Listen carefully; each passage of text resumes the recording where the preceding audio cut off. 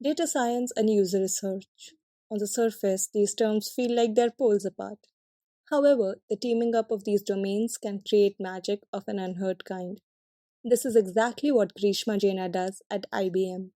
As a data scientist, Grishma helps user research teams navigate efficiently. The qualitative nuances of user interviews combined with the bird's eye view of data paints a truthful and a clear picture. In this episode, she dissects her role as a data scientist in researchOps and what principles of data science can smaller organizations apply in user research. So let's dive right in. Welcome to the show, Grishma. Thank you so much for agreeing to do this. Means a lot. And I'm really looking forward to the kind of stories, knowledge, and insights you're going to share because this domain is pretty alien to me. And that is of using data science in user research and user research operations. I mean, when I first read about what you do, I was really blown away. I was like, oh my God, this is a behemoth I just know the tail of. I mean, I have just been doing qualitative research and qualitative analysis, and I was like, okay, this is what it is about. And I also did quantitative through surveys, but again, that was very restricted. But when data science comes in, that is a lot of data we are talking about. And if user research gets that power of processing and understanding that much data along with the qualitative nuances that we have, uh, the power of it becomes like boom. I can't even describe it. So mind blowing. So yeah, thank you so much for agreeing to do this. Yeah, firstly, thank you so much, Sweekriti, for inviting me. And it's a pleasure. I really like talking about the kind of work we do here at IBM. And I think a lot of people, when they find out that I'm a data scientist working with user research or in research operations, they keep asking me, what exactly is it that I do? And I think this was kind of our conversation as well. So I'm happy to be here, to be on this stage, and to just talk to more people, and hopefully encourage some data scientists to get into user research, and maybe some user research to pick up a bit of data science methods as well. That is what my first question was going to be, just to break down and explain your role as a data scientist in user research team at IBM. So these are a lot of big terms that we are using. What is it? Like, just break it down for us. Absolutely. So I work as a data scientist with the user research operations team for IBM software. I'm one data scientist that supports our larger team of about 100 user researchers. So it's a very interesting and challenging role, I would say. But in terms of the kind of responsibilities I have, I would say there are three main responsibilities. The first one is that we are creating and maintaining a repository of user research findings and client insights. So, one part of it is we are focusing on okay, we have all of these 100 user researchers doing a lot of wonderful work, but sometimes it's holed away in folders, which maybe nobody always accesses. Or if people leave, then, it's this whole question of who has access to this, or this link is broken. How do we know what work was done in this in the past 2 years? So we're trying to create a central place where we can have all of these user research findings. And then we can try to socialize that with the rest of the company as well.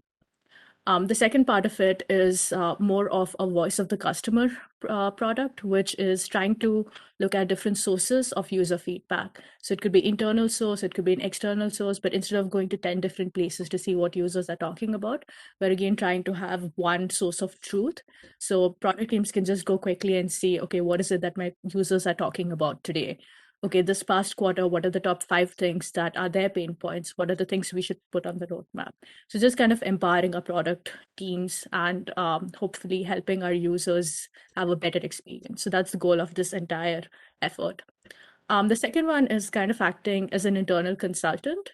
A lot of the times, user researchers will come up to me saying, hey, we're trying to do this project and we're looking for this kind of data. Do you have any idea? So then I kind of go on this treasure hunt of, okay, let's see what are the 2, 3 top sources I can find for them, and then help them analyze it. Maybe the data is not available. Maybe I need to go and extract it from websites or a database. So just doing that entire consultancy almost with the user researchers, which obviously depends on the objective that they have of that project. And then and that could also include, creating dashboards or doing a competitive analysis, all of that. And then finally, since I'm kind of the resident data scientist for our design and user research teams. A lot of the times they will come up to me saying, hey, this is a product we're trying to market to data scientists. As a data scientist, what do you think of this? What do you think of this mockup? Do you like this feature, this functionality? Or a lot of the times, I'll be using those tools in my workflow, like for example, Watson Studio or Knowledge Catalog, and then I'll go to the teams and saying, hey, the documentation of this is a little confusing. Can we improve it? Or I really like this feature, but it seems a little incomplete because this aspect is not there. So just kind of having that two-way collaboration where I'm almost a sponsor user for them, except I'm an internal sponsor user. So that's a bit of my role. Definitely consider myself to be primarily a data scientist, but at times I also end up doing software engineering, data engineering, and then helping a bit with design, content design, and all of that. That's very interesting. We all end up becoming something or the other at some point of time, especially when you're working in the research team, because you have to facilitate so many other teams that you have to become part of that team every day in some form or the other. So, one thing I find really interesting is that IBM creating its own internal repository, its in house repository. Um, but at the same time, there are so many other repository tools that have come up in the market. So, what was the need that led to creating an in house repository rather than using all these tools that are out there? That's a great question, Sukriti, and something that we also had to think of because there's always this buy versus make, struggle going on. I think when we started our team in 2020, we did a survey of all of the different repository tools that are available. And since that was 2 years ago, I think the market was much smaller then, and the functionalities was also not as much as it is today. We did a thorough analysis, and honestly, the issue that happened was that we had a list of criteria that we wanted to be met, and none of the tools that were available on the market then were able to meet 100% or even like 80 or 90% of the criteria.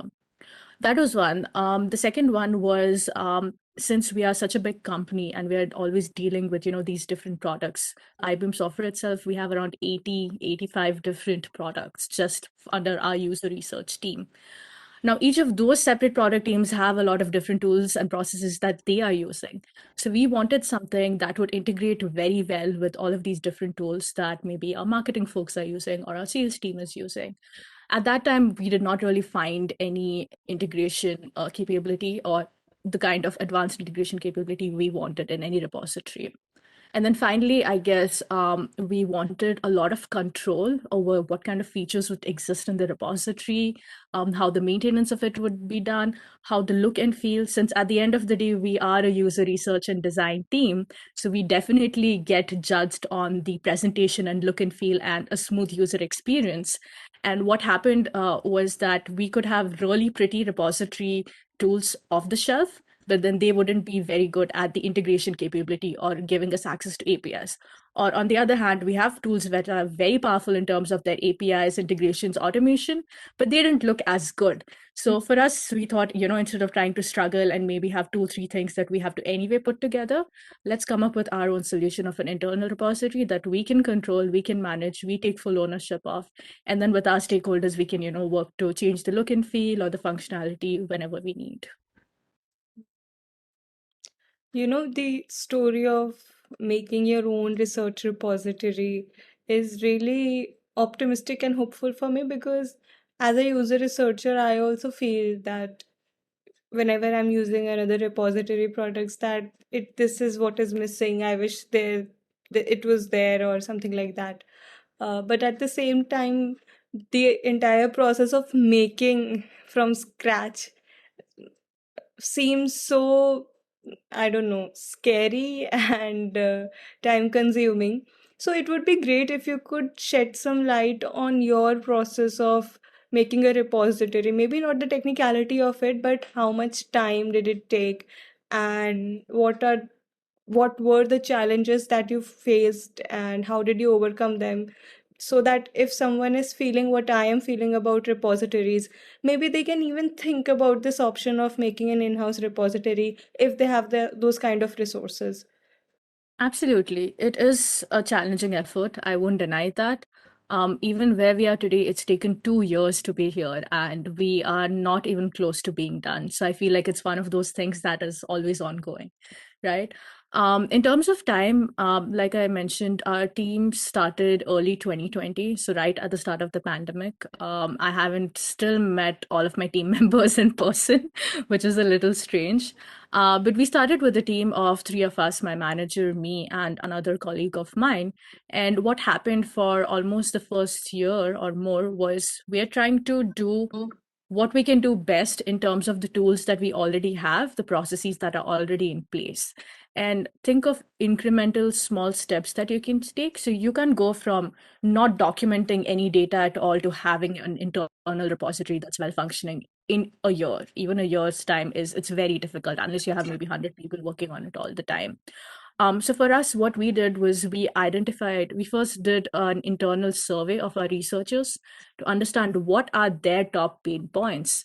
Is it with documenting the data? Is it with the ability to share it with the stakeholders, what they are finding? Is it more of, oh, we keep doing this research again and again, and it becomes repetitive because we didn't know that another team did the same research a month ago? So just trying to understand where exactly is the problem with sharing, with organizing, with publicizing, with access. And once we did that, then we started thinking, okay, what is the next biggest step we can take in terms of this? For example, a lot of people had problems with sharing or not having the right access links. So that could be as simple as putting out a document or some sort of a playbook on our website, which says, hey, whenever you share any document or any research findings, this is the format you should follow. This is the template we have. And make sure that in your access link, these are the ways you have set the permissions so everybody can access. Again, really simple, start basic. Um, After a year is when our team expanded, and that's when we actually broke out into different squads, because then each of our squads had around 2 to 3 members. So we have one tech and insight squad that is functioning more about how do you develop the software for the repository? How do you keep sure the infrastructure is running and fine? Then we had another squad that's focusing on design practices, which is more of how do we make sure that our researchers are feeling that they have some eminence, that they are developing and honing their craft, but also going outside of IBM or outside of our teams and telling, hey, this is the kind of work I do, and just making sure that they're publicizing their work. We have another squad that is specific for participant and recruitment that talks more into how do we schedule sessions with our participants, how do we make sure that we are getting access to the right participants for the right projects, and making sure that our user researchers know how to ask the questions. And then finally, we have one more squad for tooling and enablement, because as you probably know, there are so many tools in the market coming out every day, right? So they are just doing a continuous assessment of what is the right tool for us, or what are the tools that our user researchers aren't happy with, or there's a gap in our tool stack. So it's really more of a very lengthy process. It needs a lot of perseverance, a lot of patience. But I would say look at the top pain points that your researchers have as far as a repository is concerned, and then think about what are the bare minimum steps you can take. Now, yes, having a polished repository or database would be the best. But if you don't have that, see if you can start with just a file of Excel spreadsheets. If you don't have that, see if you can just start with a file of Word documents or box notes. If you don't have that, see if you can just start with telling researchers, let's start tracking that data somewhere. It can be on our computer, it can be in handwritten notes. We're just trying to gradually introduce people into the concept of we need to capture data, we need to form insights, and then we'll see how to bring that into a repository. I think that's very important. Hmm. Like this entire story that you told, I feel now that startups and many organizations are recognizing the importance of user research. It was already there in many big organizations like Microsoft, Google. It wasn't a problem there. In fact, they can manage to have such huge in-house repositories, maybe even IBM. But this could be helpful for those lead user researchers leading user research in startups, and it can be a vision for them in the coming years that when their startup finally blooms, of all those who survive, and then they can establish something like this. Because yeah, this absolutely sounds very personalized according to the company's cultures and needs. So yeah, that would obviously be very helpful. Thank you for laying it out and opening it for us. It was great hearing it. So another thing that I wanted to talk about is that, in the last call we had together, you mentioned that you deal with a lot of textual data and in large amounts, and this can be from any source, like maybe social media or maybe your chatbot. So which textual data capturing methods have been consistently helpful to you when it comes to honest and most transformative insights in your company? What has been your experience been like of handling so much textual data and just playing with it and then presenting it in the best way possible? Yeah, I think I have had so many experiences, different experiences with textual data. I'll see if I can generalize it. But one thing I think that is with data science is, and it's sort of an inside joke in the data science world, is that ask us any question, the answer will always be it depends. It depends on the problem statement, it depends on the objective, it depends on the data, it depends on how much time we have.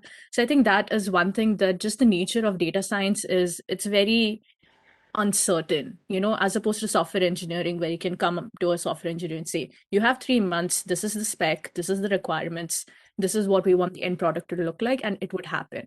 But when you talk about data science, I could have 3 months and I could have the most amazing analysis I could do because the data is in the right format, the data is there. Or you could give me 1 year and all I could say is that, hey, sorry, we don't have enough data, or even if we do have data, the results are inconclusive. So I guess the first thing is just kind of accepting that there's always going to be some uncertainty that comes with, doing data science tasks. In terms of textual data, honestly, it really depends on the quality of the data. You could not have data, number one, in which case you can't do anything. Or you could have data, but it could be really sparse or invalid, or things don't make sense. Or you could have data that is not in a standardized format. Let's say everybody has their own notes. Somebody's writing it in, paper, somebody's writing it in Keynote, somebody's storing it in a database. So then you have to make sure that you have it in the right format, a standardized format from where you can start to analyze it. But assuming all of these things are fine and the stars have aligned, the luck is in your favor, then you can start analysis of the data itself. So mainly, I guess there would be two types of data, right? Or even in terms of direct and indirect feedback from users as far as text is concerned. One is feedback that they would be giving you directly through your product, through your app, maybe through a feedback survey. So that's user generated direct data. Then there would be indirect data, which may be coming as a part of user research interviews that you're doing, or maybe some of your own observations or insights from, monitoring how people are doing moderated studies or just looking at their workflow. Once you have all of that data and it's in a good format, what I would do is I would end up using natural language processing. So what natural language processing means is that you take textual data, which has been generated by humans. That's why it's called natural language, because it just, evolves by how we speak. And processing is, of course, the computer algorithm part of it for how can we try to understand what happens. Some of the most common techniques that you would use are keyword mining, which is just looking at certain keyword lists that you have. Maybe you're looking at particular workflows, maybe you're looking at particular target users. So just trying to see where those keywords come up, and not just those exact keywords, but also their synonyms or different forms. Like, let's say, for example, you're trying to sell to software developers and you want to look for a keyword of coding, but you must also look at a keyword of codes or code or coded. So natural language processing helps you understand that entire web or network of words and see how you can find keywords. That's one. Another thing that you can do, which I think a lot of you might have heard about, is sentiment analysis. trying to understand if people are reacting favorably to your product or not favorably. Oftentimes, it's also a mix, in which case they could say, let's say, two positive sentences about your product and one negative sentence. So then you have to find out what exactly are they referring to when in this negative sentence. Is it a particular feature? Is it an experience? So sentiment analysis helps you with understanding that. Then there's clustering. What happens is sometimes you don't really know what you're looking for, and you just have a huge database of all of these comments.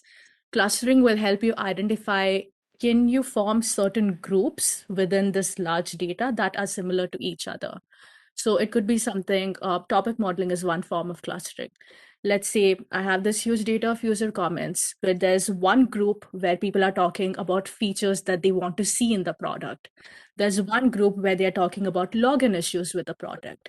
There's one set where they're talking about integration capabilities. So all of these different clusters or groups can be formed using the clustering algorithm or topic modeling in specific. And finally, I think also kind of similar to keyword mining is named entity recognition, where you could see, let's say, for example, I'm trying to look at reviews that people are leaving for IBM products, but I also know who our competitors are. And in that case, what I can do is I can use the named entity recognition to understand which are other companies, other products that my users are mentioning. Because oftentimes you're doing a competitive analysis and they would say, oh, this is really good, but Google has this particular feature which you don't have.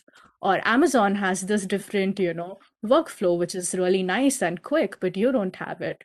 So just kind of doing that competitive analysis or a comparison of, how your competitors' products are better than what you have. What are the strengths and weaknesses of the products? That's where named entity recognition helps. So I would say these are kind of the most frequently used methods for me. But again, like I said, it really depends on your objective. Yeah, in fact, when it comes to natural language processing, I'm glad that you mentioned all those things. Google has an offering in their Google Cloud, which is pretty helpful. But if someone wants to do that the hardcore way, they can also use, I guess, Python's GenSim and like do a lot of sentiment analysis. And that is especially helpful when we are dealing with a lot of data. But I still have one question here, that is, how do you go about, processing it in the sense, are you dealing with one source of data at a time, that is maybe the social media comments about my this product, or are you mixing different sources, that social media comments and my chatbot, I put it into the processor and see what comes out? So what is this process like? Again, I think it really depends on how much data you have and what your objective is. If both of the sources are somewhat similar, let's say, for example, they have a similar length or a similar format, you can absolutely analyze them together, but also do analysis on them separately to see if there are certain patterns that only exist for that data. For me, I think, at least as in terms of data scientists, the more the merrier, especially, we have talked about triangulation of data is so important because maybe your chatbot is giving you a very different picture than what the users are telling you from in their feedback or in their surveys. And that's why I am a huge believer of combining as many data sources as you can. Of course, there's a limit. You don't want to be doing only data analysis your entire life. But I would say that the more you can get diversity in terms of data, because there are always these different things that you will find out, some elements of surprise that you won't see when you look at just one particular data. And sometimes, you can, of course, go into the deep learning and all of that realm as well. But once you start heading towards that, you need to have really good tag data. And for some of the teams that maybe do not want to get into coding or something hardcore, start with a very simple manual analysis. Just do synthesis. And what that happens is that today you might not have enough data to feed into those models. But if you start doing a very consistent tagging and having really clean data, in a year's time, you're going to have, 365 days worth of data, and then you can feed that into that model. So always try to keep thinking about, okay, I don't have this today, but a month down the line, a year down the line, what can this look like? And how does that initial manual analysis help in the end product if I get a lot of data for those NLPs or more quantitative analysis? Like, how can that help me with the end process? Absolutely. So there are two aspects to this. Number one is that in the data science world, which I'm sure is true for user research as well, we have these domain experts who understand the data way better than any of us do. Let's say, for example, you're dealing with medical data, then maybe a doctor or a medical professional will be able to tell you, oh, these two fields, they mean the exact same thing. Or these two fields sound similar, look similar, but actually they are different. So number one is just in trying to understand the data, because you need to have that background knowledge to make sure that your models are working properly. Otherwise, they're just going to, give you some sort of nonsense. That's helpful. The second one, what happens with a lot of these machine learning or data science models is that there is no way to understand if they are performing well or not. And that's where all of this tagged data set comes in, being very helpful. So let's say, for instance, I have a set of 10 comments that I know have been tagged and they are absolutely accurate because us humans have done it. And then my model tries to also tag these 10 comments, but the model has a different tagging. So then I can compare and see, oh, the model is really good at detecting this category, but really bad at trying to understand this particular part. So I think just in the process of fine tuning and understanding the evaluation of the data science models, the tagging set is really helpful.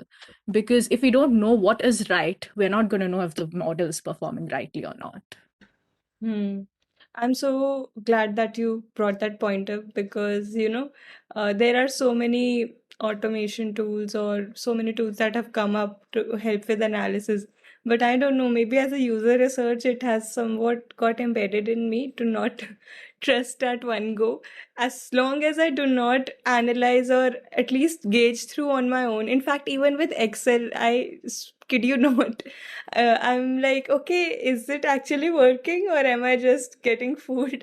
I don't know. I mean, it could be our nature because even user researchers deal with a lot of uncertainty. We don't know if we're going to find participants in the future for this study, and if the step we are taking, how valid or how strong is it? So, yeah, I guess that is where it comes from. So, thank you so much for bringing that point up that we have to test whether our models are working right or not. So, it's better if we are doing our own manual analysis with whatever is that we can handle, because natural language processing is like pages and pages of worth of data. But if we just cut out a portion of it and see maybe random portions of that entire data and do our own checks to see if how well is that working. So thank you so much for bringing that. Absolutely. And I'm glad you're doing that, because I think that is so important for all of us not to blindly trust what an AI system or a model is telling. Always have that human in the loop. And I'm sure every day you hear so many cases of, the AI being biased, or there's some sort of problem in the data. Your model might work fine today, but maybe 6 months down the line, that data is outdated. It's not representative enough. So always a huge advocate of having humans involved and not completely leaving machines or AI systems on their own, because we've had some unfortunate incidents. Oh God. So yeah, thank you for sharing that. Yeah. Another thing, now that you have touched upon triangulation, that is what my next question was going to be. That is, how do we combine or sort of connect the dots when it comes to the qualitative analysis and the quantitative analysis so that we understand our users with utmost clarity? Because that's the kind of challenges I have faced. I mean, I have a survey response. My first instinct is just to, do a quick pie chart, graphs, whatever I can take out of it. And maybe for my open ended questions, I go for a qualitative analysis, manually tagging, seeing what themes are emerging. But I feel that somewhere I'm not able to connect these two worlds. It's like I have this in Excel, this maybe in Dovetail, and I have tried to put it in and triangulate, but the journey of that triangulation is pretty steep. So, in your experiences, how have you worked to make it smoother and connect the dots well in quant and qual data? Yeah, I think triangulation is so very important, right? Especially just the process of combining qualitative and quantitative, because qualitative will help you understand why something is happening, and then quantitative will tell you, okay, what exactly is happening, how many people are doing it. Honestly, I think one of the biggest challenges that we have faced, and I think which you also mentioned, is having some sort of integration between these two tools, or if not, then maybe put all of that data in one tool itself where you can connect the dots. I think one of the examples that I've seen a lot of user researchers do is you have the survey, but can you try to instrument and capture what the user was doing at the time of giving that survey? What page were they on? What workflow were they trying to accomplish? Because that itself will give you a lot of contextual understanding of, oh, this survey is not just, a general feedback for the product. Maybe they were stuck at one particular point, or maybe they are really frustrated by a certain workflow. And that will help you understand only when you look at the behavioral data, the activity data of what was happening when they gave you that survey. So I think that is really important, just having that sort of connection in terms of data. What data can we capture along with the feedback, but also having an integration in terms of here are the different tools. Can we integrate them so they overlap, or can we start putting all of that data in one tool, or at least doing some sort of an analysis in that one tool, so you can kind of mix and match of, okay, this happened at this time point and this correlates with also this feedback that they've given. In terms of the use cases, I think it's really important, because if you are just looking at what the data is telling you, you might not have a good understanding of what the users are trying to do or what they are thinking. So I think that's where you need to go and talk to the users to understand their mental model. Or the converse is you're just talking to users and you're having, these interviews, but you don't have the data. You don't know what the data is saying. And one case where it's really bad is especially for predicting future behavior, because I think a lot of us overestimate how we are going to predict how we are going to behave in the future, and sometimes that's going to be wrong. Now let's say, for example, I tell you, hey, Swikriti, your product is cool, but I want to get an email notification for every time that a user sends me a reply, let's say, hypothetically. And you're like, okay, great, the user wants this. Grishma is an important user. She's paying us a lot of money. Let's go and put this into production. And then you start implementing that feature. But what I realize is that I get 1,000 users replying to me in a single day. And now I'm getting 1,000 emails for every time a user is doing an activity. And now I'm coming back to you, Sweekriti, I hate this. I'm getting 1,000 emails just from your system. I can't get any work done. And then you kind of realize, right, that I thought it would be great to get notified, but maybe I don't want a notification on every single event. Maybe I want a digest or a daily newsletter which says, hey, at the end of the day, here are all of the user activities that happen. So you just have that one crisp email instead of doing everything. So I think there's also this element of not completely trusting what your users say, but kind of having your own insights, your judgment, your observations from how you have seen them interact with your system, and also the kind of, activities and metrics that you have captured in your system, which really brings us to the point of why triangulation is very important. Wow. One thing I really liked is that the context that you talked about. So the survey tool that we used was Hotjar, and Hotjar is a tool one can use to run surveys on their website. And they had this feature of, when do you want that pop-up to come? Is it at when they're leaving, or in the middle of the session, or just when they have entered? And also there was a feature of, the like the activity being recorded in some way. So yeah, I never thought about it that way, like putting in the context. Yeah, in user interviews, absolutely. I considered that when they're giving interviews at school, how their behavior is different from when they are at home. They are more open when they are at home. They are a little stressed when they're at school because they have to deal with a lot of things. So yeah, but this context thing in survey is really interesting. I don't know why it didn't hit me before. Thank you so much for saying that. And yeah, connecting the dots, I don't know, I sort of feel validated that you also feel that same problem. It's like I'm not the only one facing it. So yeah. And obviously we are very wary of whenever we ask users. In fact, we have stopped asking users, will you use this, or what would you like to see in that? Or if we ask, what would you like to see in that, we take it with a pinch of salt.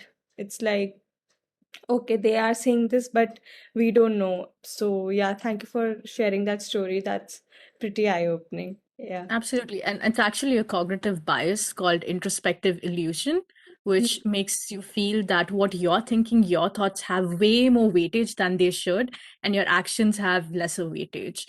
But you kind of do the opposite. When you're looking at others, you pay more attention to what they are doing instead of what they are saying. So it's kind of fascinating how all of these biases come into play. Absolutely. And we just used to see how children are using our product and what do they like. And because they were in such a uh, comfortable and natural environment, they were so honest, and it helped us a lot because those were just products that could be quickly changed, or making changes in it was very easy. So if we were seeing a pattern that this is what children are not liking, or this is what doesn't make sense to them, we would be really quick to change it, and that really helped. So yeah, this action thing is helpful, and that's the old age wisdom also, that action speaks louder than words. So yeah, one thing that large organizations have the privilege of is research operations. Having a team dedicated to user research operations, maintaining a repository, and other tasks that might sound tedious or are just so invisible, but because someone is working in the background, things are happening. But many organizations, in fact, small organizations, do not have that kind of privilege or resources. It's the one who is doing interviews has to maintain the repository, has to make sure that it is going out to everyone. So one person is juggling all the things, and I have been that person. What all can such organizations do so as to maybe set a foundation for a solid user research operations team in the future, and also sort of soothe or make their task of this operation smoother, because you have dealt with it on a large scale? What are the principles or foundations that you could catch that, okay, this is really important for a good user research operations team to manage? This is honestly something that I think a lot of companies are facing because you rightly mentioned, right? Not everybody has the time, resources, money available to invest in a proper, complete large team of research operations. I would say number one, definitely keep having constant communication with your business leaders, with your stakeholders, and trying to get their buy-in for why research operations is important, and give them the instance of, you could have 10 researchers, 100 researchers, 1,000 researchers putting in their best work and putting in a lot of time and money to really get those insights and, findings. But if nobody's going to read them, if nobody's going to use them, what's going to happen? The researcher is going to feel that they are not getting recognition, their work has no impact, and they're going to leave, and they're going to be very unhappy, right? So I think just kind of this a bit of an organizational mindset change into understanding, okay, we need to really preserve the researchers we have and the good work that they are doing, and then also see that we do need research operations to advocate that work, to spread the good word around the wonderful work they're doing. So continuously having that conversation, in the background. In terms of what researchers or anybody kind of adjacent to researchers can do, I think first and foremost is research the researchers. What is the biggest pain point they're facing today? Is it around recruitment? Is it around managing participants? Is it around scheduling sessions? Is it around not having a repository? Is it around not even having enough data instrumentation in place to start understanding what quant data is available? Or is it more of, okay, we are just a lot of junior researchers, we don't have any senior researcher who is experienced, who is coming in with a lot of expertise? So just trying to identify what is the single biggest pain point your researchers, your teams have, and then kind of trying to work from there. Okay, what is the basic minimum thing that I can do? You can also, maybe have people who work on a contract basis or as a consultants come in and step and try to help you. Maybe that's one thing you could do. Another thing you can do is collaborate with other teams. Let's say, for example, you are not capturing any of the data that you need, but maybe the marketing team is capturing some user data. Maybe the sales team has feedback on how the users, why the users are buying your product or why they are going towards a different competitor's product. Just trying to do this collaboration of, okay, we might not have the data today, but let's see if there are other teams that have data that we can use. So trying to do that cross collaboration and breaking silos, I think, is really important as well. Thirdly, kind of what I mentioned, have that forward facing vision of, okay, I do not have the data today, but what data would I like to have 6 months from now? And how do I start working towards that? And then work with, the instrumentation teams of how you can start collecting that data, because of course that's going to take a few months. And then when you're at that point, think about, okay, 1 year from now, if this is the data I have for 6 months, what kind of analysis can I do? How can I store this data? How can I use this data? And take all of these sort of, projections and vision mapping planning. And again, go back to your leaders of, if you give us, two research operations members, we can actually do this in 6 months instead of waiting 1 year. And then that's just going to make our team more successful, because the work we are doing is actually going to go into the roadmap. And a lot of the other teams that we work with are going to start and recognize the value of user research even more. Instead of, some teams, they feel, oh, we just need to like check a box of, yes, we did user research, it's done. But them actually understanding and respecting the craft of, oh, this is actually really eye-opening. I never thought our users thought about this. Let's go on the roadmap. Let's see what we can do to make that experience better. So I wouldn't say there's any one particular thing that you could do. I think it's a bit of trying to push the ball in all of these different aspects, with getting that buy-in from your leadership, from your stakeholders, collaborating with other product teams to see what data they have, and then finally thinking about what data you want to capture. What is the state you want to be in 5 months, 6 months, 10 months, years down the line, and trying to see how you can work towards that. Absolutely. The good thing about whatever you said is that when I started out, I did not even have an idea of there is a different vertical as user research operations. Had I known about it or be remotely aware, I would have, started some minimal work in that direction so that whenever my stakeholders feel confident in me, because our team was new, going to that point of convincing your stakeholders requires a lot of wins and consistent wins and winning that confidence. So that if I was aware of this vertical, then I would have started some minimal work at the very first day or maybe the very first month. And then when I had won the confidence of my stakeholders that, because of user research, this is what all has happened, it helped in creating our roadmap, new features, then I could pitch it better because I have been doing that work in very small steps. And because of that, I have a user research operation teams. And now I can focus more on analysis, understanding the users rather than scheduling, maintaining the repository. So, yeah, that is a helpful insight. And whatever you said makes a lot of sense. And that is so important, I think, just gaining that trust and confidence, right? Exactly what you said. Something that we at IBM, or at least our team, does is that ask for forgiveness, don't seek permission. Try to do whatever you can, even if it's a prototype, even if it's a very small, insight repository, whatever you can do, work with the tools that you have. If you truly believe in it, and then go to your leaders, go to them, say that, hey, this is what I did as a side project, as a very, part-time thing, because we don't have a lot of data, we don't have infrastructure, we don't have the resources. But if you invest in this, then imagine we can do this at a much bigger scale for the entire company, and we'll take much lesser time to do this. So just kind of giving them that incentive of, see what the future could look like if one person can do this in a small amount of time. I think just gaining that trust and confidence is so, so important. Absolutely. Because user research is, I don't know, not so accepted or not present there in every organization, we have to work a bit harder than other teams. Like, something like marketing, it's like given now that every organization will have a marketing team until and unless you are a company like Zerodha and you have this certain ethos that, you know what, I don't think we are going to go that way.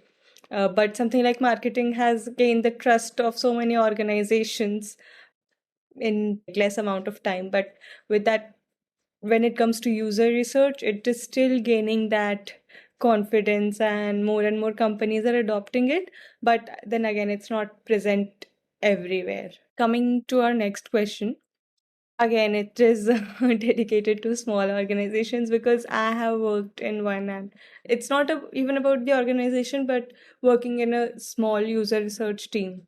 I wouldn't have a dedicated data scientist working with me on my problems. So, in that case, as a user researcher, what can I do to use the principles of data science or maybe some tools that can help me understand my users better? Maybe some small things or even large things which you feel that, okay, I guess a user researcher could start from here in data science and better the quality of their analysis. This is something I think more and more user researchers are realizing, right? If they have those quant skills or statistics knowledge or a bit of data science or programming knowledge, you will be at the cutting edge of what your field is doing. And you'll also have a lot of favorability in terms of, when you go to seek a new job, people will want to work with you because you have that well rounded approach to it. Firstly, I think is just start with the tools that you have, right? Even if you don't have the budget to get a new tool, see what tools are available to you. Can you maybe do some coding on the side just to, kind of get a basic understanding of trying to automate certain tasks? Maybe if you're not interested in programming, use no code tools, use low code tools. There are so many tools on the market like Airtable, Dovetail, Enjoy HQ, and so many more. See if you can work with those teams, even like your vendor, or, see what capabilities they have. I know, for example, Airtable has a lot of really friendly automations that you can use. Instead of trying to do some task manually 100 times, maybe you can set an automation in place that is integrated with, your Slack or your email, and just try to get that administrative part out of it. So definitely explore what tools are available to you. And if you do have an interest in coding, see if that's something you can pick up. Starting with a language like Python is usually easier because it's a little simpler to kind of understand and to write in. If not, you can look at different tools that are available that allow you to do the same thing. Like, for example, the tagging and synthesis. There are tools that will do that, or there are tools that will build a word cloud.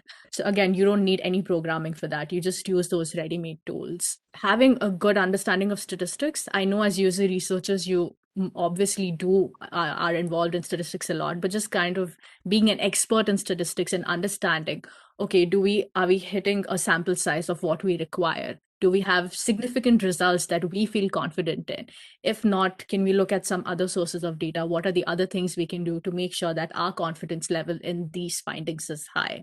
Definitely collaborate with other teams. Like I said, there might be other teams doing data science. There might be other teams doing analytics. Maybe they're doing marketing research. So collaborate with these other teams and try to learn from them. Have these knowledge sharing sessions of, hey, I'll tell you about user research. You tell me about marketing research, or I'll tell you about, how to do a Kano study. Why don't you tell me about how you are doing something that's related to statistics or t-test intervals?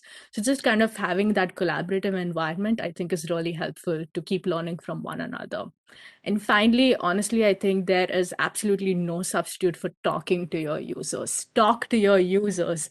It doesn't have to be something that is a part of your job description. It doesn't have to be a very formal program set into place. It could be just as simple as, if you have a good relationship with a particular user, with a particular customer, just ask them, hey, would you be willing to chat with me for 30 minutes? I want to understand how you use our product. I want to understand what are the issues that you hit, or maybe talk to potential customers. Hey, I want to understand why you would not use our product or why you would use a competitor's product. What are the features you like over there? So I think honestly, just talking to your users is the first thing you should do, because there's really no substitute to that. But also definitely look at if you can enhance your data analysis skills, your programming skills, your understanding of statistics, because those are the things that will happen. If not, then there's always those low code and no code tools in the market. So that's like the bare minimum. Start with using that and then see if that interests you. Maybe you can delve further into all of this. Yeah, absolutely. There is one very practical aspect to it, which I guess you pointed out, that people will favor you if you have that quant edge.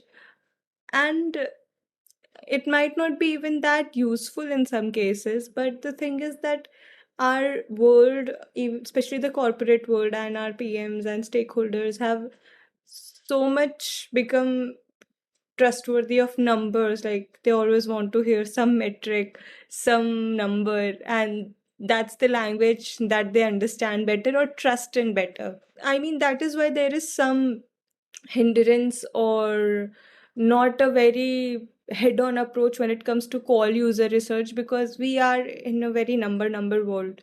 So maybe that could be also a way of gaining the trust of such stakeholders, and then adding that qualitative perspective that, this is what numbers could tell me. And as you see, I have represented the data and used these tools, how much has that helped. But at the same time, these were the nuances that I wouldn't have gotten if it weren't for the user interviews, or if it weren't for talking to my users.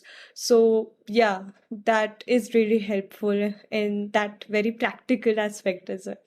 Yeah, and it's funny you mentioned that because I think in the data world, it's kind of we have the opposite problem where it's all just numbers, and that's why you might have heard of this field of data visualization, data storytelling, data journalism coming up because people can look at numbers, but unless you understand what to do with those numbers or how to interpret them, it's pointless, right? Which is why data scientists and journalists, they come and they tell you the story of, okay, we have this user who has this issue, and this is how, the metrics are being reflected because our users don't feel happy about this part of our product, or because our users don't understand the words we are using. So just kind of that combination again of the qualt and quant of, okay, these are what the metrics say, but when we spoke to users, this is what they are saying.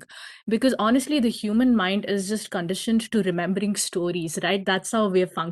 We get and learned a lot of stories when we were as kids, and even now, just kind of the whole generation to generation passing of knowledge, right? We have like these different stories and fables with a moral ending, because that's what we remember. We might not remember numbers at the end of the day, but we might remember, oh, that person really hated our product because it was so frustrating for them to, because we kept logging them out every 30 minutes. So those kind of things I think stay with you, and they give a more personal and relatable approach. Yes, I understand executives need to see dashboards, need to see metrics, need to see quadrants and see if it's going up or down.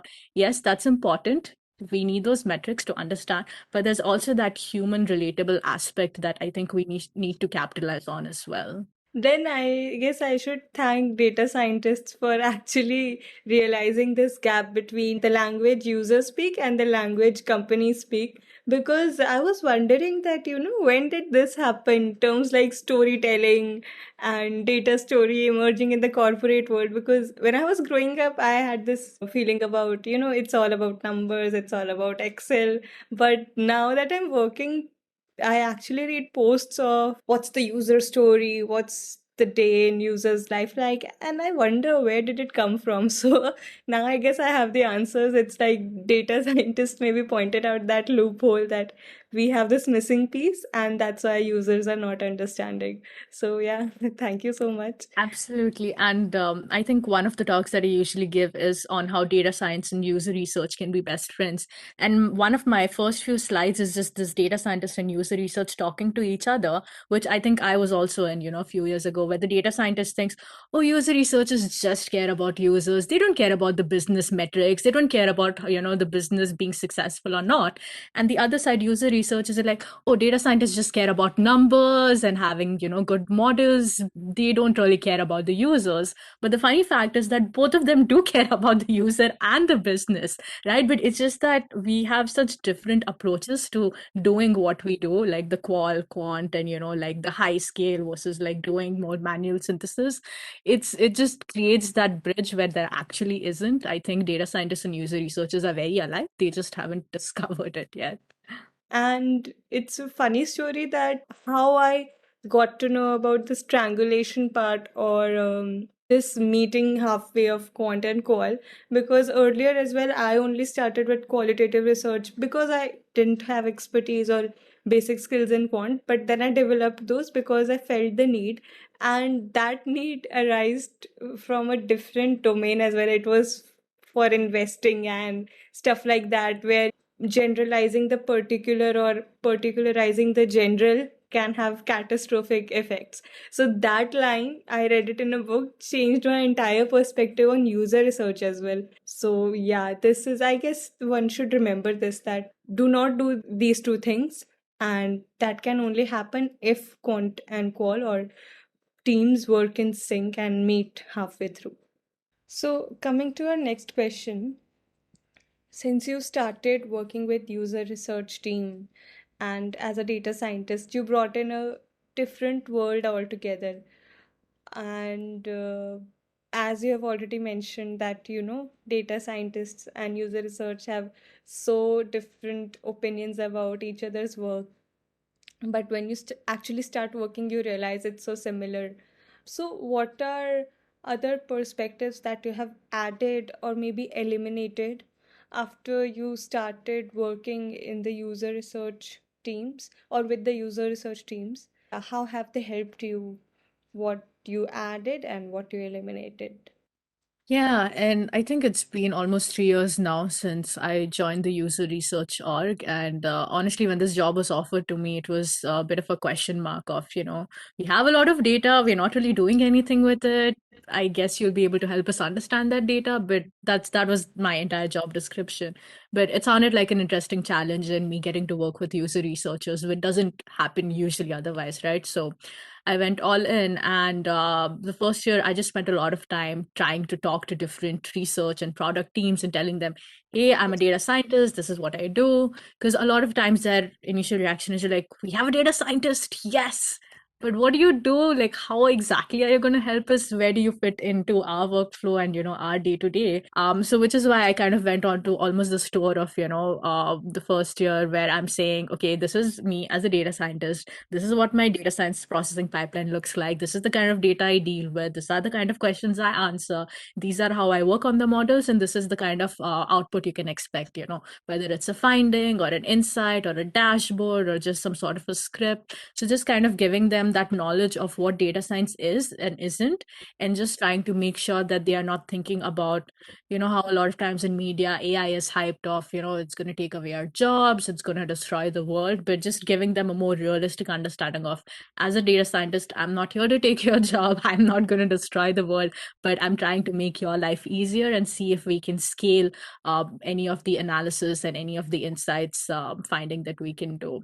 So I think that was definitely one. And of course, during this process, it was enlightening for me as well to understand, because I had a very basic idea of, okay, this is what user research is. But just trying to get a better understanding of what their day to day looks like, their workflows involved, what are their pain points, their challenges. That was really helpful for me as well. And honestly, I think, and we kind of touched upon this a bit before, right? We are saying about the same things, but just the kind of terms and the language we use is different. So that's when I started understanding, okay, these are the kind of terms I should use. This is what they mean when they say these things. And then they also try to understand how to work with me, or, what are the things they need to provide me. They can't just come with me saying, we want to do this, but let's have a discussion about what data is there, what processes are in place, what do you want the outcome to look like. So that was really helpful for me. What else did I learn? Talking to users, I think as a data scientist, I wasn't really having a lot of exposure to the end users, the product users.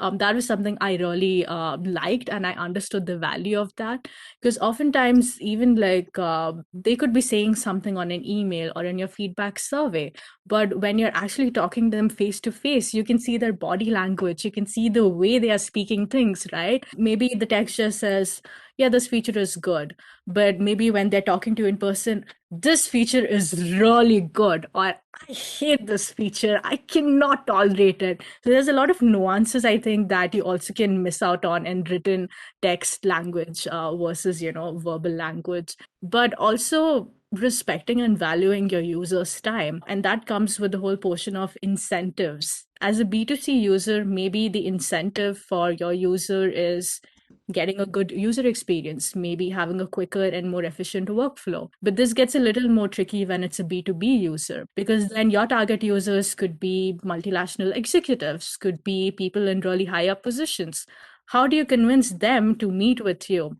So I think you need to have an incentive process where you say, okay, hey, we're going to offer you a gift card, which is worth, whatever dollars. So you are compensated for your time because they're obviously taking out some time from their daily work life and, having that conversation with you. So I think that's one interesting thing that I learned, that it is important to talk to users, but also what is the user's benefit in talking to you. So just kind of having that two-way interaction of, it needs to be beneficial for all of the parties. I think we already talked about triangulation. That was definitely something very important. I think as data scientists, sometimes you can be so holed up into just looking at the data set you have or the data that you are exposed to, but not trying to see what other product teams are collecting that data. And I think it's even more valuable because from the user's perspective, they are getting onto multiple calls with different teams and telling the same things again and again. And they're telling the product manager, hey, I have issue with, XYZ in your product. And then telling the support team, hey, I have an issue with your XYZ in your product. And then telling the user researcher, I don't like the XYZ part of your product. And then software engineers about who are trying to also, assist the support engineers, at which point you're like, I have told 5 different people in your company I have XYZ issue. Why are you asking me the same questions again and again? Do you all not talk? Like, are you different companies? So I think that's another thing where that cross collaboration and breaking down silos comes into play. Let's look at all of the data all of these different teams have, and let's look at all the different things that these users have told us, in the interactions we've had, and let's try to work as one company, as one team, and capitalize on that. Because I've seen this happen where the users get frustrated, right? Like we also get frustrated. We have had so many experiences about, I already told you this, why are you asking me this again and again? You have those phone calls for your credit cards or like your gas bills, and you've spoken to someone and they transfer you and then you start again from scratch. That's very frustrating. And imagine for that, we're just at that, B2C level. But at the B2B level, these are people who probably have like multi-billion-dollar deals, who have a lot of money, who have a lot of time invested in you. And is that the treatment you're going to give them? Not really. Which is why I think another thing I really learned from user researchers is that work to improve not just the user experience of your product, but also the user experience of the user with your company, with how they're giving you feedback and how you're incorporating that feedback. Also, try to get back to the users, close that loop of, yes, we listened to you. Your opinion is important, and that's why we're actually making this change in our product in this next release. So I think just having that continuous conversation and telling them that their words mattered, again, was something that as a data scientist, I didn't really know about. It was something that user researchers taught me. And then finally, I think having the right metrics in place, because I think it's so important to game the metrics. For example, I know of this one of the social media platforms where one of their metrics was the number of messages sent daily. And what they instead started doing was that they had automated messages being sent out daily. So is that the right metric, number of messages, or do you want to see the number of messages that have been sent by users? Because you could just have an automated chatbot spamming you with 1,000 messages every day, and on the metrics, you're great, but think about how that's impacting the user's experience. That's not something they want. So that's, again, which I think is just something that we as user researchers, data scientists, product managers always struggle with, right? Like, what is the right metric to have in place? And be flexible to change. If a certain metric is not working, that's okay. Let's go and try another metric. Let's experiment with something else and see how all of that happens. Yeah, I would say these are all of the things. Work together as a team, triangulate, look at different sources of data, talk to your users, try to improve their user experience with your company as a whole. Very, very important things. Whatever points that you are talking about, that is what we have discussed previously with my guests, is that there are multiple touch points in a company. It's not just about your product, it is also about the phone call that they're making and the emails that they're getting. And now getting to user interviews also becomes a part of that touch point. So we have to be sure that they're having a good experience, because we are dealing with a very sensitive issue here. And then again, that is why repository and communication becomes important. because this could be also the case that, everyone wants to talk to the users, and we can have a finite pool of users, and because there is no communication, some team can be independently scheduling something and the other team can be independently scheduling something, and it's all a chaos. So thank you for sharing that. It is a good heads up to think about. And that's actually something we also faced. One of our challenges when we were trying to establish our participant management panel was that we have all of these different teams who are trying to contact the same set of users again and again. So, how do we make sure that we are not over fatiguing them or making them so frustrated that they want to opt out of our panel? Which is why we started recording. Okay, when was the last time we had a contact? If it has been in the last 30 days or last 3 months, whatever, your time limit is, do not contact them. Place them on a do not contact list. And once that time is up, let's bring them back again. But yeah, that's a very valid point, and something I think more and more research teams need to keep thinking about. We have only a certain set of users. How do we treat them? Just treat them the way you would want to be treated. Like, we get annoyed when we get those marketing calls or spam calls every day, but just see how you can make that a better experience for your users. Yeah, yeah, absolutely. Thank you so much for your time, Grishma. It was a phenomenal and really good session. I mean, I got to learn so much about data science and how it is implemented in user research. In fact, I don't think data is anything without research. And all the science that you're doing is the scientific research when we are in our lab, maybe having a controlled environment and then an experimental environment.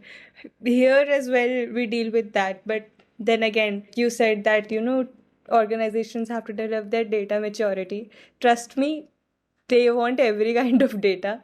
It's just when it comes to research, the steps are not so firm. So the points that you bring in build a case for research.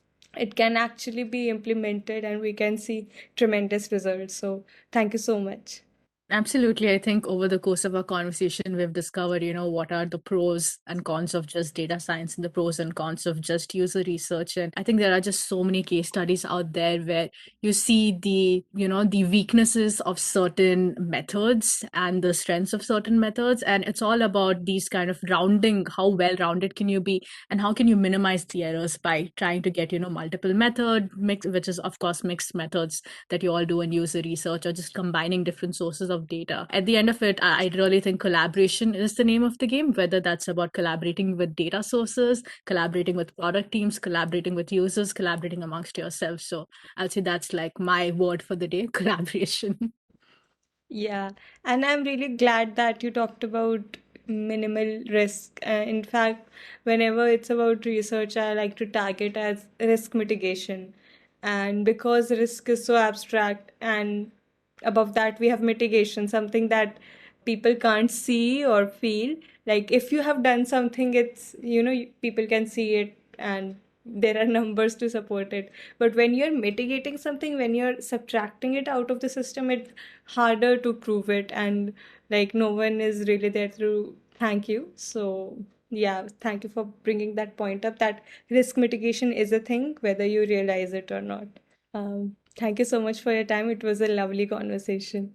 Yeah, same here. Thank you so much for inviting me. And it was really enlightening for me as well to hear the kind of experiences and challenges you have had in your experience, working as part of a smaller organization. I hope that more and more people tune in and listen to your podcast. And you're doing some wonderful work with trying to spread the good word about user research, because that is definitely, definitely needed in the society. And then hopefully more and more people can convince their companies to have research operations, and hopefully one day we'll have more and more data scientists and user researchers working together too. So thank you for all the work you're doing.